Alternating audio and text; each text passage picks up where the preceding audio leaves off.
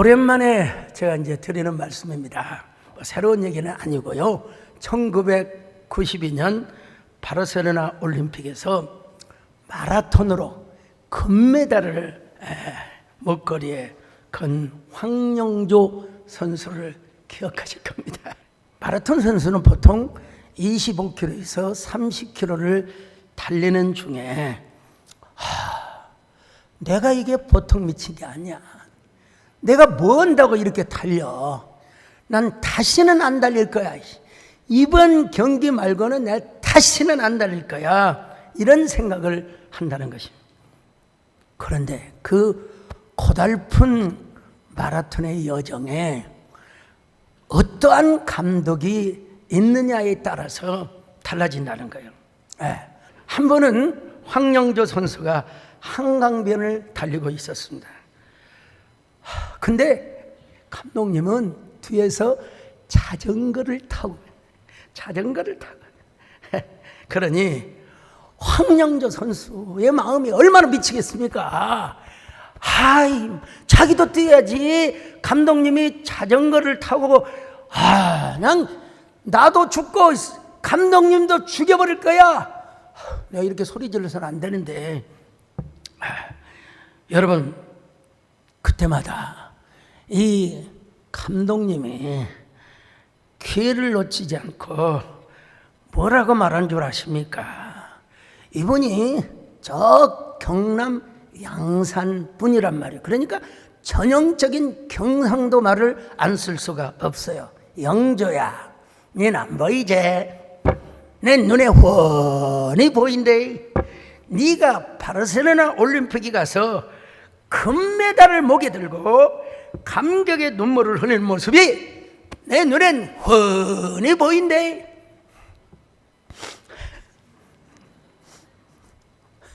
여러분, 이 한마디의 말에 황영조 선수가 감동을 먹어버립니다. 감동을 먹어서 일반적으로 국가대표 선수들은 밤 10시에 잠을 자야 돼요. 근데 잠을 자는 시간에도 막 그냥 운동장을 몇 바퀴를 돌고 잤다는 거 아니겠어요? 그리고 미리 바르셀로나에 가서 예비 훈련을 합니다. 마라톤 코스가 있잖아요. 그 코스를 달리는데 영조야, 닌 여기서 김을 빼서는 안 된대. 천천히 뛰래. 그리고 뭐라고 한 줄 아십니까? 영조야, 닌 내가 시키는 대로만 하래.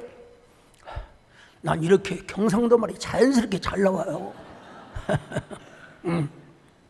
누가 네 앞에서 깝죽거려도 신경 쓰지 말고 네 페이스대로 그냥 뛰래. 그러다가 저 언덕배기에 가서는 너 젖먹을 힘을 다해, 죽을 힘을 다해.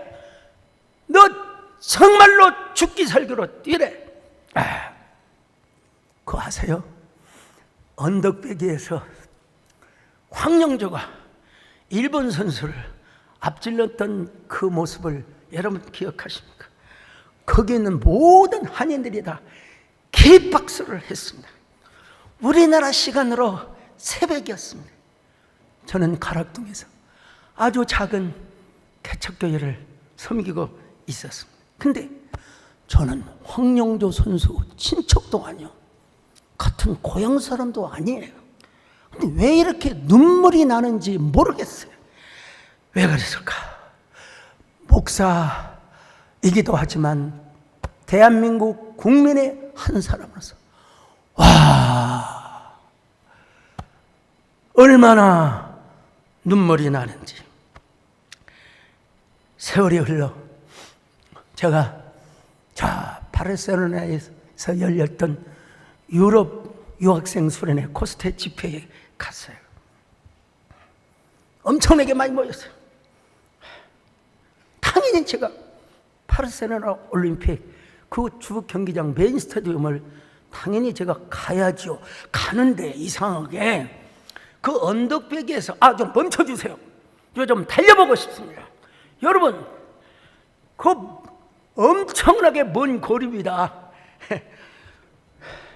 황영조 선수가 일본 선수를 가로질렀던 언덕배기를 한번 뛰어보고 싶어서 다른 목사님들은 다 자동차로 가는데 저만 달려갔습니다. 여러분, 저 보세요. 운동화도 안 신었어요. 구두 신었습니다. 양복 입었습니다. 여러분, 계속 달려오잖아요. 그리고 그 저기서 메인 스타디움 앞에서 누가 여러분 박수를 쳐준 줄 아십니까? 할아버지가 보세요. 박수 쳐주고 있어요.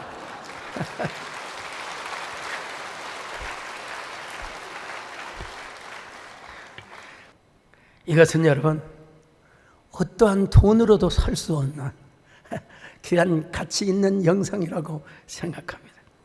오늘 본문에 소개되는 사도 바울도 사명의 길을 죽기 살기로 달렸던 사람입니다. 자, 24절 보십니다. 시작. 내가 달려갈 길과 주 예수께 받은 사명 곧 하나님의 은혜의 복음을 증언하는 일을 마치려 하면은 나의 생명조차 조금도 귀한 것으로 여기지 아니하노라. 바울은 여러분 1차 전도 여행 때 학자들에 의하면 5,000km 배를 타고 걸어다니고 5,000km, 그 다음에 2차 전도 여행 때는 3,000km, 3차 전도 여행 때는 2,000km. 그러면서 이방인과 임금들에게 여러분 예수 그리스도의 복음을 전했습니다. 사도 바울은 3차 선교 여행을 마치고 에베소 교회가 있는 밀레도 항구에 도착했습니다. 사람을 보내어서 에베소 교회 장로들을 불렀습니다.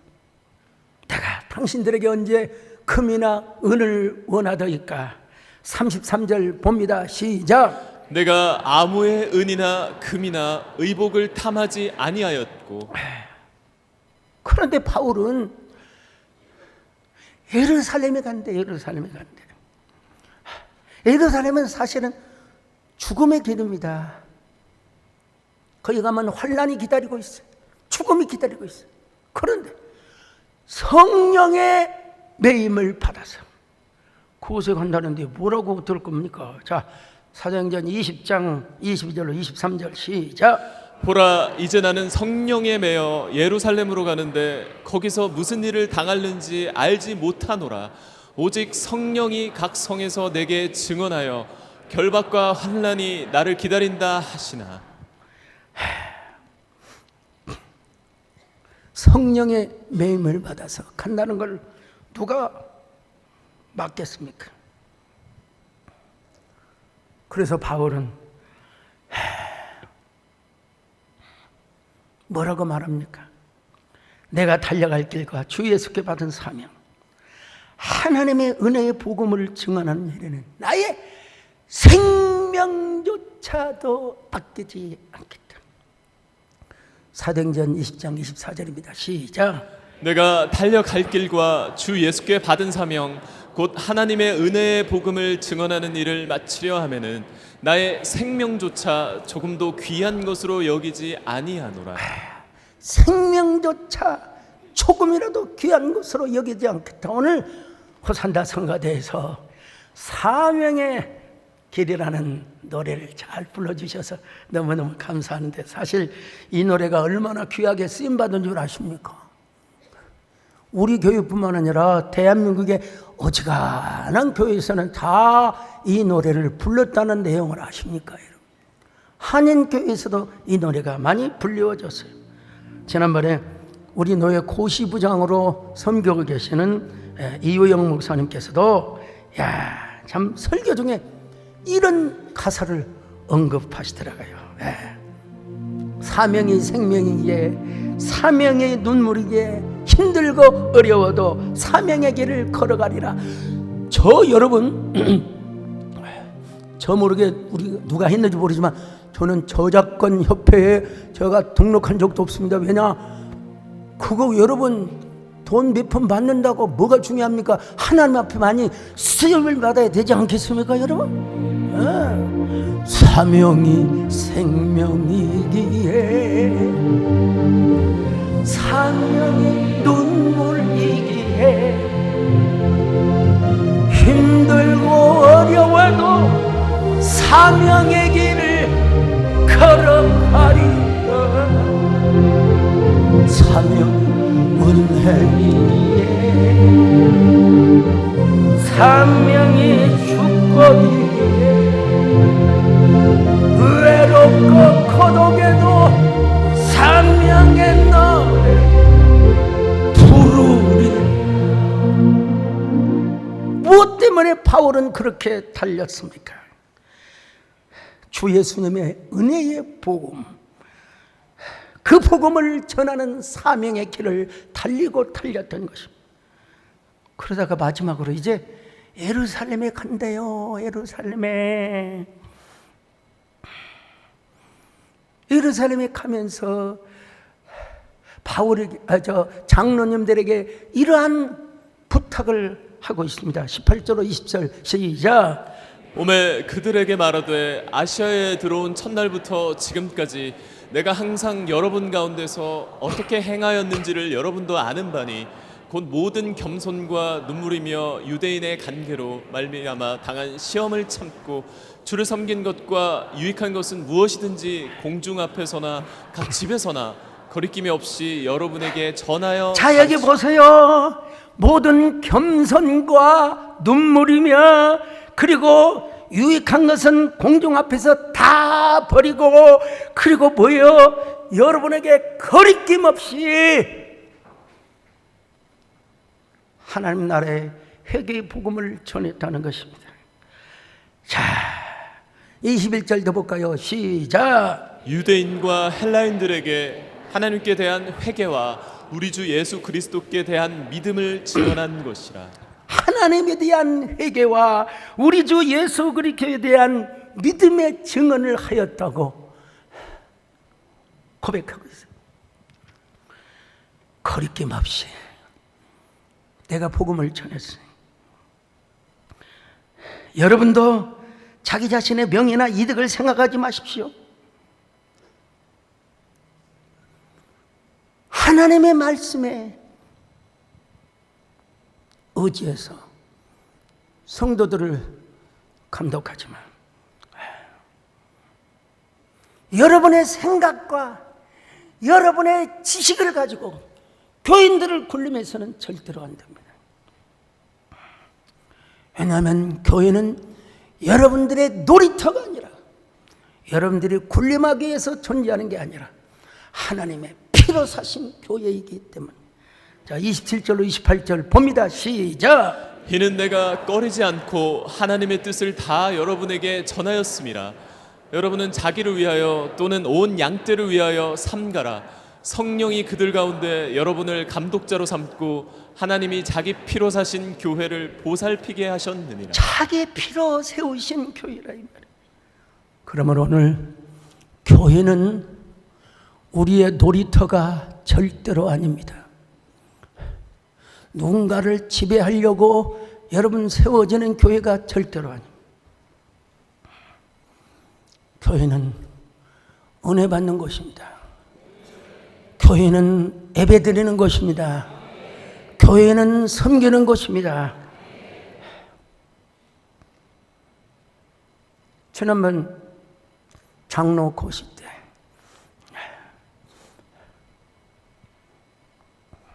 노예 총무님 우리 오연호 목사님께서 디모데후서 2장 20절의 말씀으로 권면을 하셨어요. 자, 디모데후서 2장 20절 시작. 큰 집에는 금그릇과 은그릇뿐 아니라 나무그릇과 질그릇도 있어 귀하게 쓰는 것도 있고 천하게 쓰는 것도 있나니.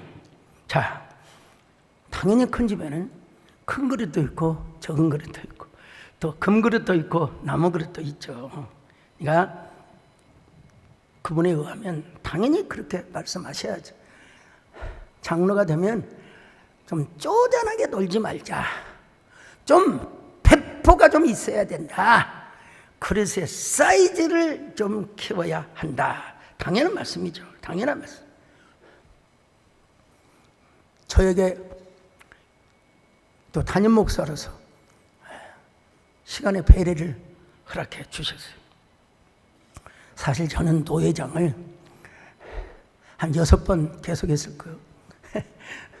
제가 독재를 한 게 아니라 우리 노회 위상을 위해서 목사님 좀 계속 맡아주시기를 바랍니다.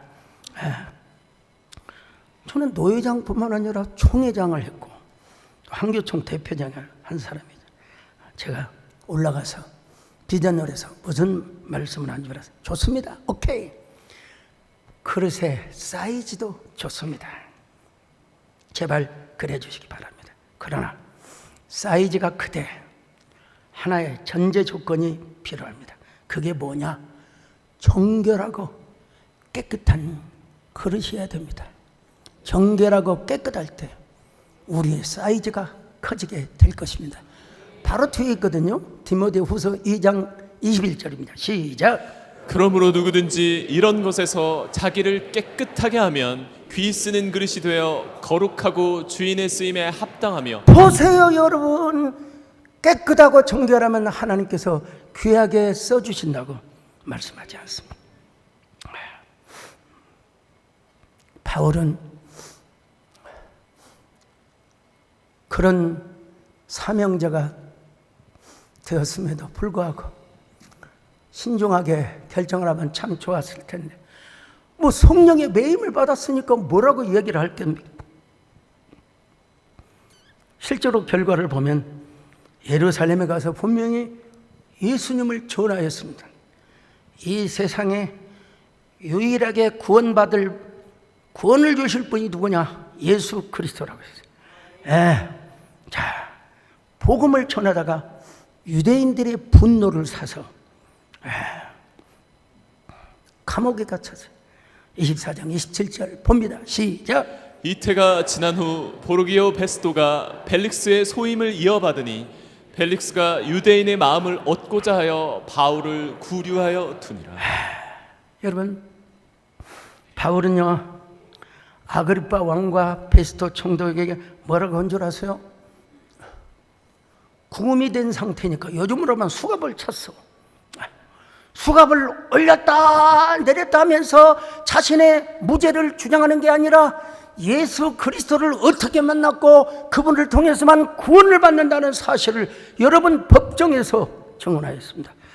26장 19절로 23절 시작. 아그리빠 왕이여, 그러므로 하늘에서 보이신 것을 내가 거스르지 아니하고 먼저 다메섹과 예루살렘에 있는 사람과 유대 온 땅과 이방인에게까지 회개하고 하나님께로 돌아와서 회개에 합당한 일을 하라 전함으로 유대인들이 성전에서 나를 잡아 죽이고자 하였으나 하나님의 도우심을 받아 내가 오늘까지 서서 높고 낮은 사람 앞에서 증언하는 것은 선지자들과 모세가 반드시 되리라고 말한 것밖에 없으니 곧 그리스도가 고난을 받으실 것과 죽은 자 가운데서 먼저 다시 살아나사 이스라엘과 이방인들에게 빛을 전하시리라 함이니이다 하니라. 여러분, 아니 법정에서 자기가 무죄합니다 이런 얘기를 해야지, 거기서 자기가 예수님을 만난 것을 간증을 하고 예수 그리스도의 복음을 전하고 있다,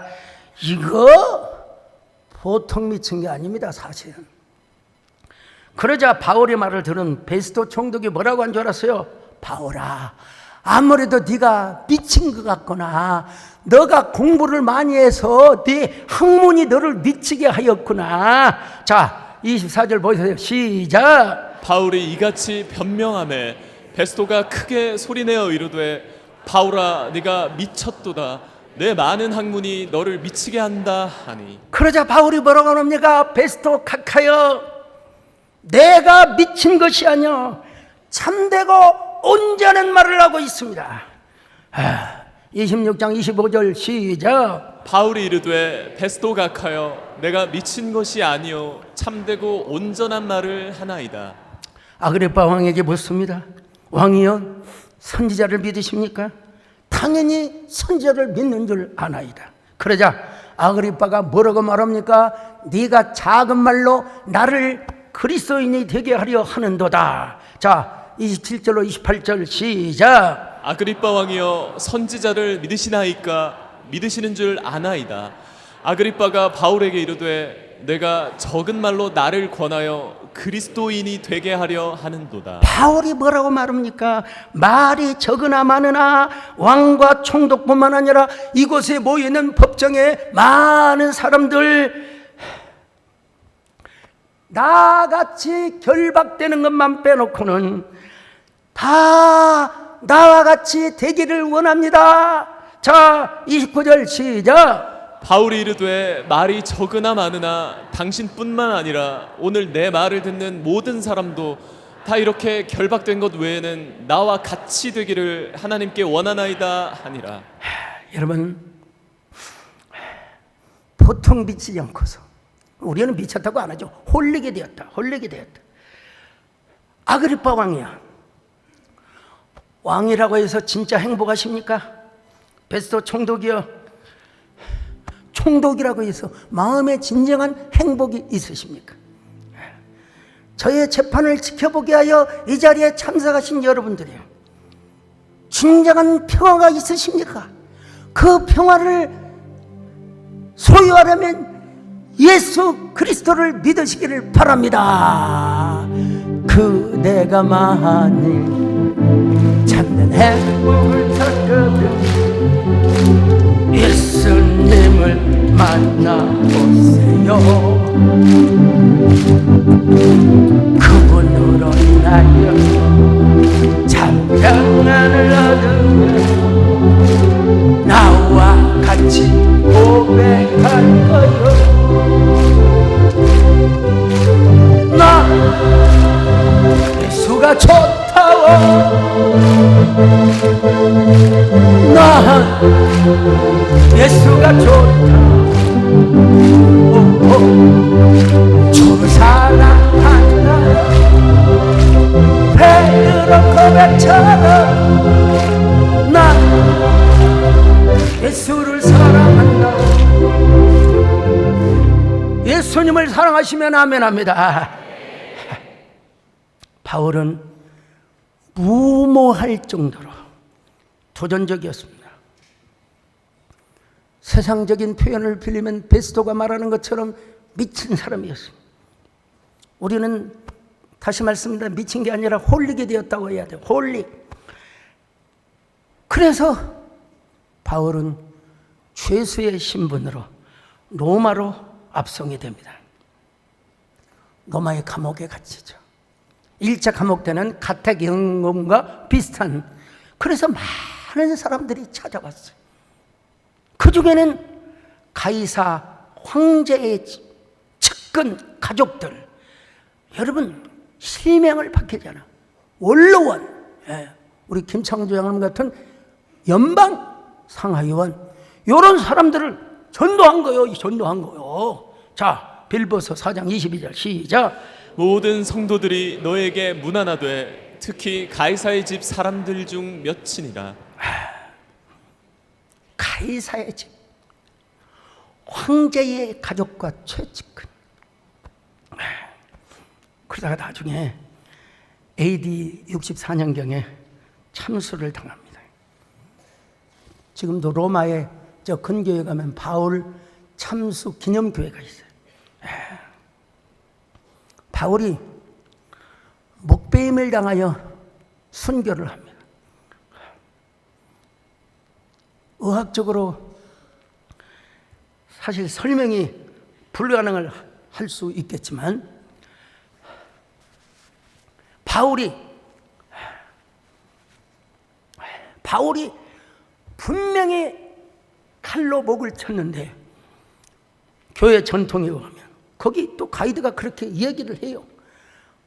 바울의 목이 막 3번 튀면서 뭐라고 외쳤냐면 그리스도.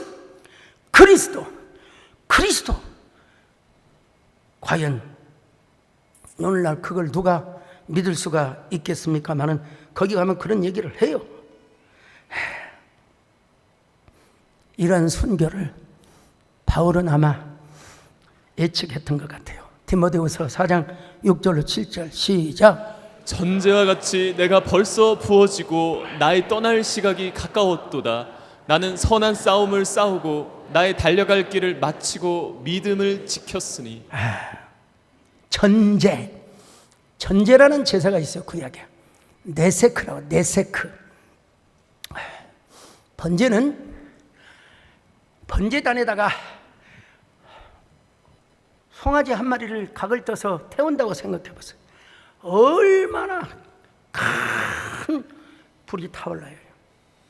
거기에다가 마지막으로 부어지는 제사, 올리브유 내지는 그 와인, 포도주를 부었다고 해요. 부었다고. 그럼 얼마나 향이 죽여줬겠습니까? 향이 아주 그냥 죽여줘요. 자, 여러분, 저 어린 시절에 가난한 집이나 부잣집이나 다 똑같이 떡을 해 먹습니다, 여러분. 떡을 해 먹어요. 근데 떡도요, 한 10일 정도 지나면 떡이 굳어버려요. 완전히 돌처럼. 그걸 잘못 먹었다가 이빨이 부러집니다, 여러분. 그걸 어디다가 구워 먹느냐? 소주 끓이는 부엌에 불에다가 다 그냥 던져놓으면 떡고물 타는 냄새가 아주 그냥 어쩐다고요? 죽여줘요. 원래 떡맛도 중요하지만 굳은 떡을 다 그 부엌에다가 구워 먹을 때 그 맛이 아주 그냥 죽여줘요. 잘하시네. 아무튼 여러분, 사도 바울이 이미 자기가 전제처럼 부어져 있다는 것입니다. 달려갈 길을 다 마치고. 디모데후서 4장 8절입니다. 시작. 이제 후로는 나를 위하여 의의 면류관이 예비되었으므로 주 곧 의로우신 재판장이 그날에 내게 주실 것이며 내게만 아니라 주의 나타나심을 사모하는 모든 자에게도니라. 여러분, 바울뿐만 아니라 주님의 강림을 사모하는 모든 분에게 다 면류관이 예비되어 있다는 사실을 강조하고 있습니다. 여러분, 하나님의 나타나심을 사모하시기를 바랍니다. 주님의 예수님의 강림하심을 사모하시기를 바랍니다. 그럴 때 뭐예요? 우리에게 면류관이 예비되어 있다. 선한 싸움 다 싸우고 의의 면류관 받았으리라. 선한 싸움 다 싸우고 의의 면류관. 저 마포 양화절에 가면은 선교사님들의 묘비가 있습니다. 1907년 헤이그에서 열린 2차 만국평화회의에 고종의 밀사로 파견되었던 헐버트 선교사의 묘비명에 나는 웨스트민스터의 상원에 붙이는 것보다 한국에 붙이기를 원하노라. 여러분, 헐버트 선교사가 쓴 삼인필지라는 책이 있어요. 세계의 지리와 문명에 대해서 설명한 책인데 저 원본을 제가 소장하고 있습니다. 핸드릭 선교사의 눈물겨운 고백이 있습니다. 나에게 1000개의 생명이 주어진다. 그 모두를 조선 땅에 바치리라.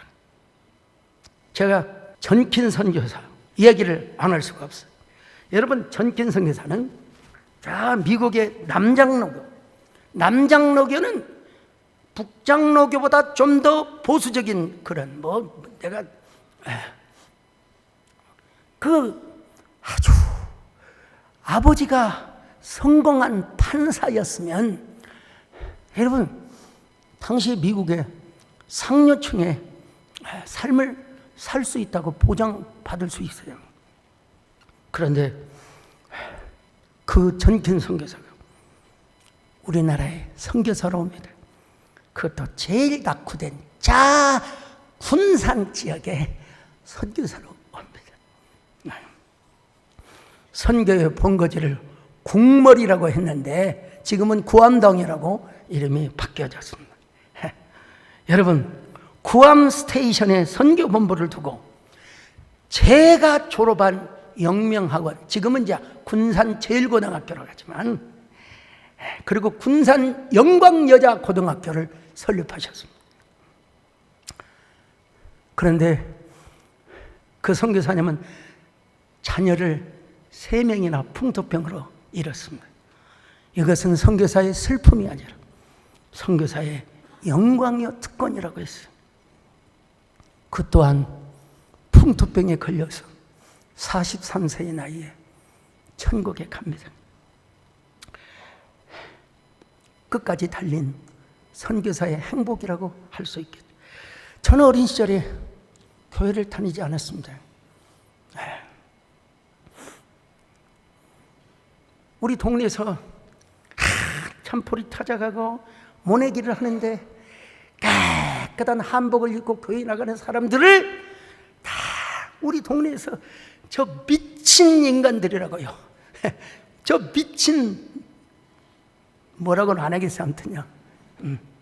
저도 다 교회 다니는 사람들 미친 사람들인 줄 알았어요. 그래가지고 막 교회 다니는 친구들을 얼마나 괴롭히고 얼마나 따돌리고.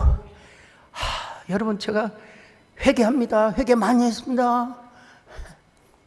우리 교회 김기승 권사님도 막 교회 다닌다고 제가 얼마나 막 욕도 하고 그랬는지 몰라요. 회개합니다. 어린 시절에 교회를 안 다니다 보니까 제가 뭘 잘 잡았냐면 깨구락지를 잘 잡았어요. 그리고 그 미꾸라지 있잖아, 미꾸라지. 미꾸라지는 논두렁 밑에 논구렁에 진흙탕에 미꾸라지가 막 길고 두꺼운 미꾸라지가 막 뭐야 그냥 팟겟으로 잡았어요. 그냥 팟겟으로. 근데 아니 옆에서 미꾸라지를 팟겟을 가져와가지고 2마리 3마리 잡고 미꾸라지를 못 잡고 있어요. 난 미꾸라지 도사인데. 그래서 미꾸라지를 왜 잡냐고 물어봤어요. 남편이 폐병에 걸려가지고 미꾸라지 먹으면 좋아진다고 해서 미꾸라지를 잡는데요. 그래서 가만히 쳐다보니까 아이고 우리 큰누님이 시집을 가셨거든요. 그 큰누님이 초등학교 2학년 때 시집을 가셨는데 옛날에는요 저희 아버님께서 연한 이씨, 여기 연한 이씨 계시면 진짜 영광으로 생각하세요. 연한 이씨면 묻지도 않고 여러분 그냥 딸을 줘버렸어요. 연한 이씨가 그렇게 양반이라는 거예요. 한마디로 말해서. 우리 매형이 옛날에 면석이면 대단한 거죠. 면석이에다가 또 연한 이씨에다가 뭐 우리 누님은 선볼 그런 기회도 없었어요. 그냥 선택권이 없어서 아버지가 가라. 그런데 가만히 우리 누님이 시집갈 때 내가 엉엉 울었어요. 그 누님을 연모하고 사랑하는 마음에서 그 아줌마를 보니까 우리 큰 누님하고 비슷한 또래인 것 같아요. 그 어린 꼬마에게 측은지심, 성경을 말하면 헤세드, 그런 측은지심이 생겨가지고 제가 미꾸라지를 다 부어줘 버렸어요. 미꾸라지를 다 부어줘 버렸어요. 그랬더니 초등학생인 저에게 그 아주머니가 저한테 뭐라고 말한 줄 아세요? 아이고 총각. 지난주 수요일에 제가 요촌수 이야기를 해드렸는데요. 여기 김선양 집사님 저 뒤에 계신 것 같은데 어린 시절에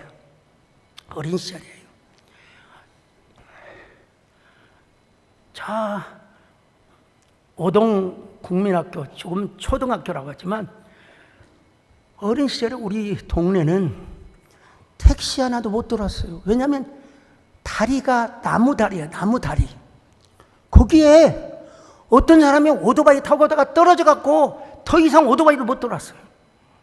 어린 시절에. 우리 동네는 그렇게 꼴짝이었어요, 여러분. 뭐 기억력, 비읍 다 저는 비교적 막내였기 때문에 뭐 그런 것도 자유로웠어요. 까막눈으로 여러분 제가 딱 초등학교 입학을 했습니다. 근데 홍수가 나면 여러분 그 요천수에 막 물이 그냥 언젠가는 저 어린 시절에 지금 있는 그 오동교회 그 교회까지 다 밀려버렸어요. 다 떠내려가 버렸어요. 홍수가 나면 보통 돼지 새끼, 소 새끼 막 다 떠내려가요. 다 떠내려가요. 꽉꽉 소리를 하면서. 그러면 나무로 만든 다리도 다 떠내려가 버렸어요. 그러면 저 척동 저 앞에서 선생님들이 오촌 초동 두 동네가 있거든요. 야, 너희들 오늘 학교 오면 안 된다. 절대로 안 된다. 오지 마라, 오지 마라, 오지 마라. 선생님 말씀 들어야죠, 사실은. 그럼에도 불구하고 무모한 도전을 하였습니다. 제가 학교 다닐 때 책가방도 없었어요. 저는 책 보라고 보따리에다가 책을 사갖고 어깨에다 메고 다니는 거 여러분 아세요 혹시? 근데 이상하게 무모한 도전을 하고 싶어요. 자, 우리 배장로님 옛날에 우리 어린 시절에 장로님 시절도 그렇겠죠. 부잣집에서나 무슨 바지를 입고 다니지 보통 애들은 뭐요? 다우다 빤스하고 난닝구 입고 다녀요. 참 기억이 나는지 모르겠어요. 난닝구 입고 다우다 빤스 입고 그 험한 물결을 헤엄을 쳐가는 거요. 근데 어느 누구도 거기를 헤엄칠 수가 없어요. 대각선으로 떠내려가면서 150m에서 한 200m를 떠내려가면서 헤엄을 치는 거예요. 야, 그거 동영상 좀 있으면 얼마나 좋을까요?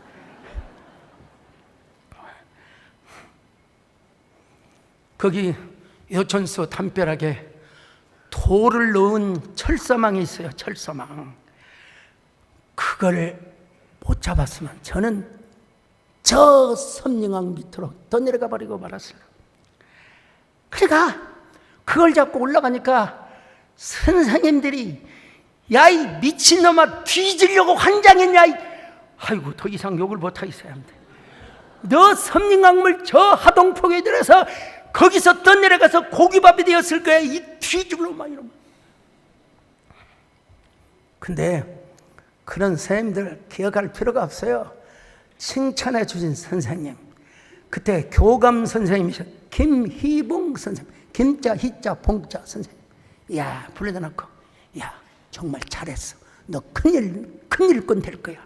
대단해, 대단해, 대단해. 그때 그 시절을 생각하면 야, 그런 일이 있었다. 제가 다녔던 초등학교 교가, 여러분 누가 여러분 교가 기억하십니까?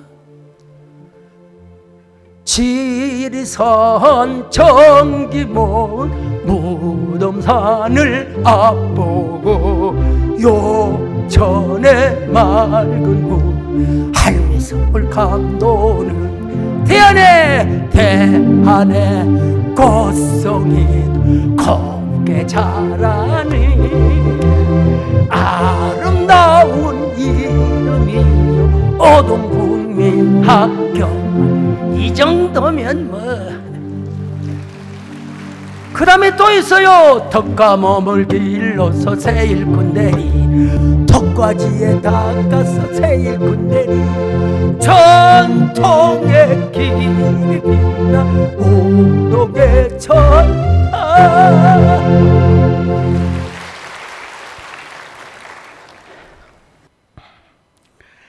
근데 여러분, 제가 예수님을 인격적으로 만난 그 이후부터 저는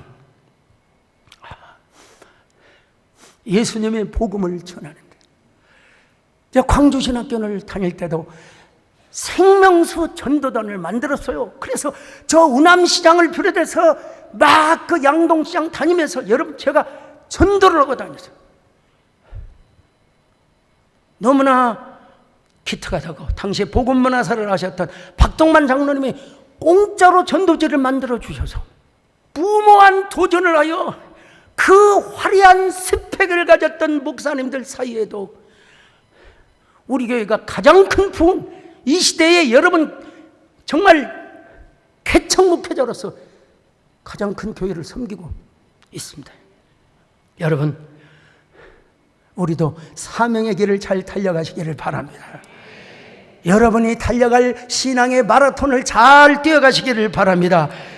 오늘 저녁부터 시작되는 블루타이드 올라타기, 첫날부터 마지막 날까지 참석하는 걸 사명으로 여기시기를 바랍니다. 하나님 아버지 감사합니다. 우리 모두 사명의 길을 잘 달려가는 저희들 되게 하여 주시옵소서. 예수님의 이름으로 기도드렸나이다.